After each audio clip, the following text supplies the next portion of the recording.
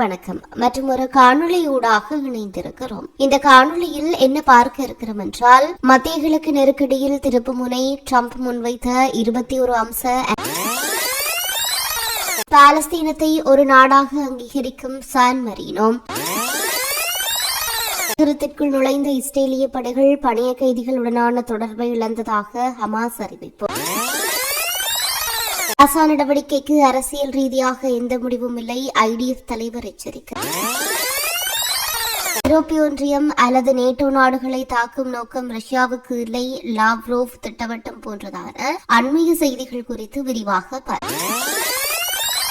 அமெரிக்க ஜனாதிபதி Donald Trump மத்திய கிழக்கு பிரச்சனையில் முக்கிய முன்னேற்றம் ஏற்பட இருக்கிறது என தெரிவித்திருக்கிறார். மத்திய கிழக்கில் சிறப்பான வாய்ப்பு இருக்கிறது, அனைவரும் ஒன்றிணைந்திருக்கிறார்கள், இது முதல் முறையாக நடைபெறுகிறது, நாங்கள் அதை செய்து முடிப்போம் என டிரம்ப் தனது ட்ரூத் சோசியல் தளத்தில் பதிவு செய்திருக்கிறார். இஸ்ரேல் பிரதமர் பெஞ்சமின் நெதன்யாகு அமெரிக்கா செல்ல இருக்கின்ற நிலையில் டிரம்ப் முன்வைத்த 21 அம்ச அமைதி திட்டம் முக்கியத்துவம் பெறுகிறது. இந்த நிலையில் நிரந்தர போர் நிறுத்தம், கைதிகள் விடுவிப்பு, இஸ்ரேல் காசாவை விட்டு வெளியேறுதல் மற்றும் மனிதாபிமான உதவிகள் அதிகரிப்பு ஆகியவை அடங்கும். நெதன்யாகு, நாங்கள் கைதிகளை விடுவிக்க விரும்புகிறோம், ஹமாஸ் ஆட்சி முடிவடைய வேண்டும், காசா ஆயுதமற்ற நிலையாக மாற வேண்டும், இஸ்ரேலுக்கும் காசாவுக்கும் புதிய எதிர்காலம் உருவாக வேண்டும் என ஃபாக்ஸ் நியூஸில் தெரிவித்திருக்கிறார். அரபு மற்றும் முஸ்லிம் நாடுகள் இந்த திட்டத்தை வரவேற்றாலும் இஸ்ரேலிய படை நடவடிக்கைகள் உடனடியாக நிறைவடைய வேண்டும் என்றும் காசா மீது ஆக்கிரமிப்பு தொடரக்கூடாது என்றும் வலியுறுத்தி இருக்கிறது. திட்டத்தின் சர்ச்சைக்குரிய அம்சமாக மேற்கு கரையில் உள்ள பாலஸ்தீன ஆட்சி அமைப்பின்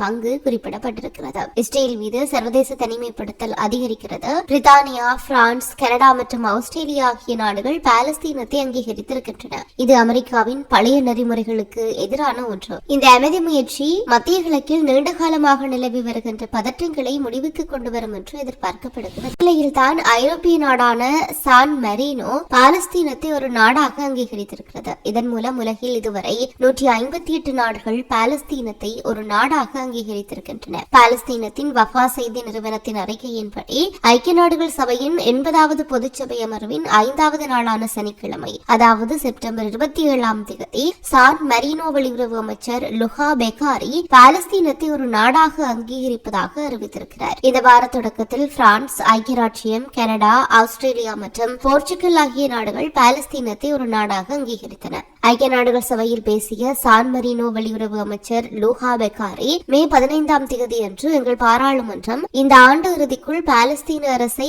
அங்கீகரிக்க ஒருமனதாக முடிவு செய்தது. இன்று இந்த சபைக்கு முன் அந்த முடிவை நாங்கள் அறிவிக்கிறோம்.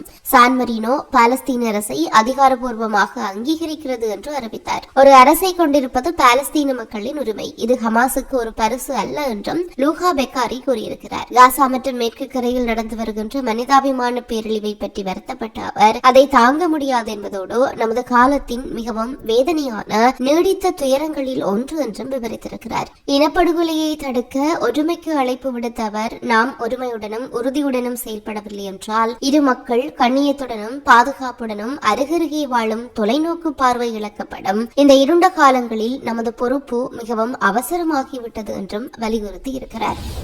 இதற்கிடையே காசா நகர சுற்றுப்புறங்களில் இஸ்ரேலிய நடவடிக்கைகளின் போது 2 பணைய கைதிகளுடனான தொடர்பை இழந்ததாக ஹமாஸ் அமைப்பு கூறியிருக்கிறது. இஸ்ரேலிய பாதுகாப்பு படைகளின் 3 பிரிவுகள் வடக்கு நகரத்தை கைப்பற்றும் முயற்சியில் ஆழமாக இறங்கியிருக்கின்றன. ஒரு அறிக்கையில் ஹமாஸ் குழுவின் அல்கசாம் படைப்பிரிவின் ஆயுத பிரிவு, இஸ்ரேலிய படையினர் காசா நகரத்தின் தெருக்களில் ஒன்றான தெரு 8 தெற்கே பின்வாங்க வேண்டும் என்றும், இன்று மாலை 6 மணி முதல் 24 மணி நேரம் வான்வெளி தாக்குதல்களை நிறுத்த வேண்டும் என்றும், இதனால் கைதிகளை மீட்க முயற்சிகள் மேற்கொள்ளப்படும் என்றும் கோரிக்கை விடுத்தது. பணைய கைதிகளின் சரியான இருப்பிடம் குறித்த அறிக்கையின் வெளிப்படையான குறிப்பு என்பது முன்னோடி இல்லாததாக கூறப்படுகிறது.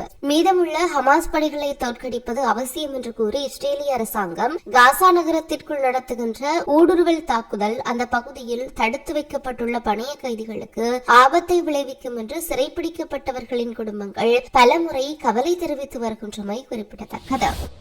மறுபுறம் காசா பகுதியில் இஸ்ரேலிய படைகளின் புதிய ராணுவ தாக்குதலுக்கு சில வாரங்களுக்கு முன்பு இஸ்ரேலிய தலைமை தளபதி லெப்டினன்ட் ஜெனரல் இயல் ஜமீர் பிரதமர் பெஞ்சமின் நெதன்யாகுவிடம் ஒரு ரகசிய குறிப்பை வழங்கியதாக கூறப்படுகிறது. அதில் இந்த நடவடிக்கைக்கு அரசியல் முடிவு இல்லை என்றும் பணைய கைதிகள் மற்றும் வீரர்கள் இருவரின் உயிருக்கும் ஆபத்து ஏற்படும் என்றும் எச்சரித்ததாக ஞாயிற்றுக்கிழமை வெளியான ஒரு செய்தி தெரிவிக்கிறது.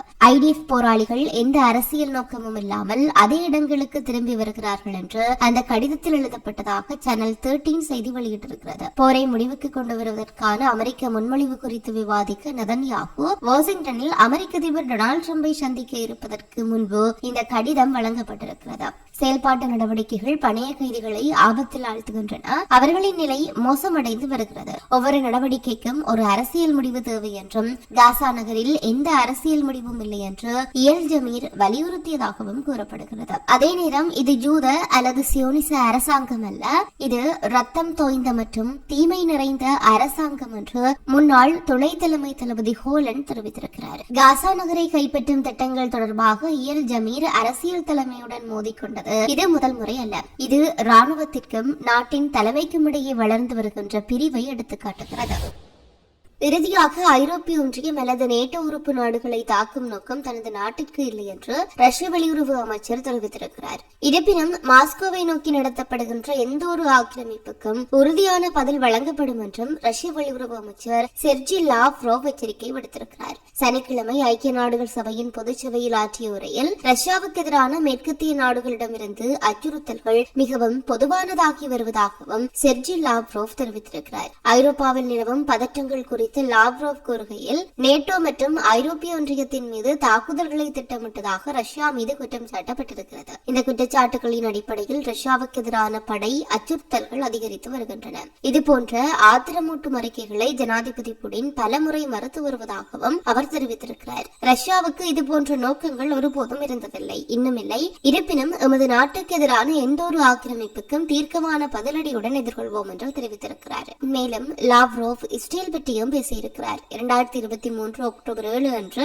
இஸ்ரேல் மீதான ஹமாஸின் தாக்குதலை ரஷ்யா கண்டித்தாலும் காசாவில் பாலஸ்தீனர்களை கொடூரமாக கொன்றதற்கோ அல்லது மேற்கு கரையை ஆக்கிரமிக்கும் இஸ்ரேலின் திட்டத்திற்கோ எந்த நியாயமும் இல்லை என்றும் குறிப்பிட்டிருக்கிறார்.